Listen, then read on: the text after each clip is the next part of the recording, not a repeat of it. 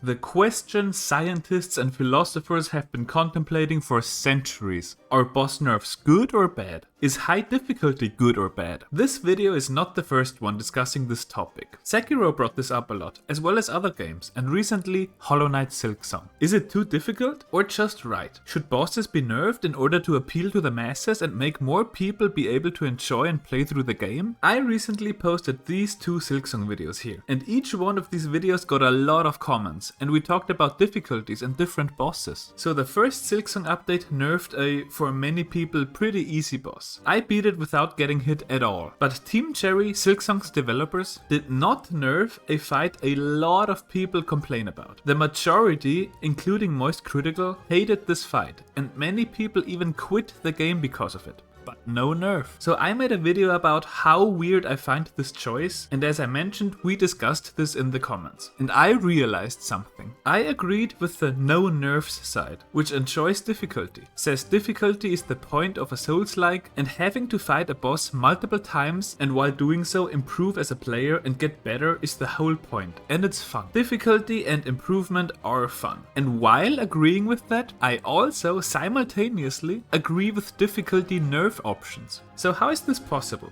Agreeing with both sides? Am I a hypocrite? In about 1 or 2 minutes you will know whether or not I am a hypocrite for agreeing with both sides. The no nerfs at all side, and also in addition to that, agreeing with the nerf options side. So let's get into it. I think there are, just to simplify it, 2 camps. Of course it's a spectrum and you can be somewhere in between, but for the sake of simplicity, I will just take the extremes and say that there are 2 camps. The chill, relaxed, cozy players and the I like challenges and difficulty players. The first camp usually plays and enjoys games like Animal Crossing, farming games, management games. The second camp wants to be challenged and wants to improve and become a better player in the process. They like to struggle and then really feel the final results of their efforts. After fighting a boss dozens of times, in the end, eventually enjoy the sweet nectar, the fruits of their determination, and enjoy their eventual well-deserved success and achievements. Become better players and after that, fight an even more difficult boss and go through the same process again. Now, while not for everyone, it really can be fun, and a lot of people enjoy this quite a lot.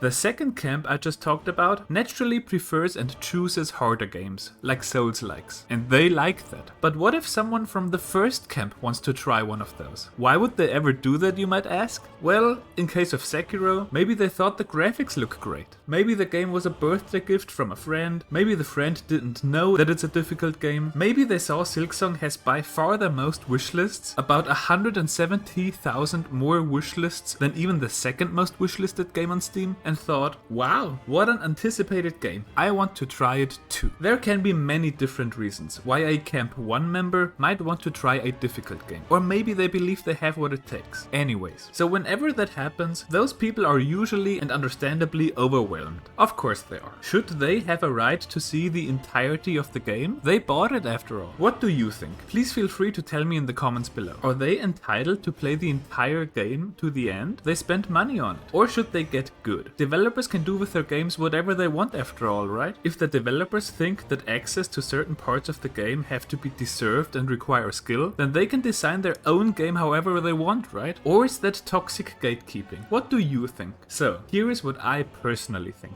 I am someone who, from time to time, enjoys challenges. While I didn't like Silksong's Metroidvania style, I did in fact enjoy Silksong's boss fights. I was very excited every time I encountered a new boss. Those, to me, are the best parts about it. And I want it to be difficult. I want a certain degree of high skill to be required to beat it. And I want to show that either I have it, or that I can acquire it. Also, playing well is just fun. I can say that I beat certain bosses. Beating a boss is an achievement. I can say that I beat every Hollow Knight boss without getting hit. That's an achievement, and that feels good. So what happens when there's an update, a patch that makes a boss easier? Well, now newer players who play the game and the boss for the first time on the easier version will think, oh well, that boss was pretty easy. Why is this guy so proud of beating it? It reduces the achievement's quality. Now you would have to say, I beat this boss on the previous patch when it was harder. Then the newer player could think, oh, so it took one more hit? That's not so bad. Or what if a skilled player wants to replay the boss, but now it's less fun because it's too easy? Souls-like fans play these difficult games for the difficulty. So reducing the difficulty takes away the fun of the Souls-like fanbase. Because of these reasons, I'm not a big fan of nerfs in Souls-like games. The difficulty is the whole point.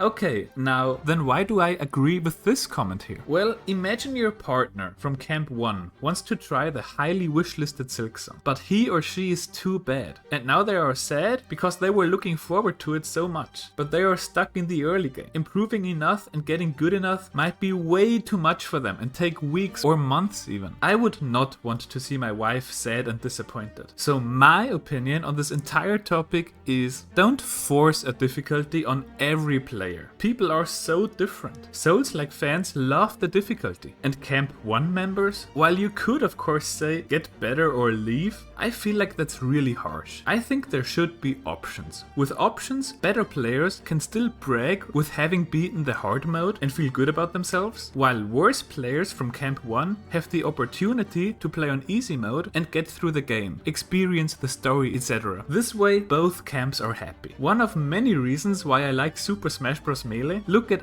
all of these options. You can play the game however you want and enjoy it. Better players choose hard mode and can brag and feel good about themselves, and casual players can experience the full game. Anyways, this is why I think it's possible to agree with both camps. Don't just nerf bosses and force the nerf on everyone. Of course, game developers can do whatever they want with their own game. I personally think that options is the most correct and best way. So I would say that I'm no hypocrite. Who even came up with that and called me that? No one actually. I myself noticed that I agreed with both camps and thought about it. Anyways, that's it for today's Sunday's video. If you liked it, then there's a like button for you. Tell me what you think in the comments below. Check out my own game, Timid Harpy, which will of course also have options, and consider subscribing. Bye.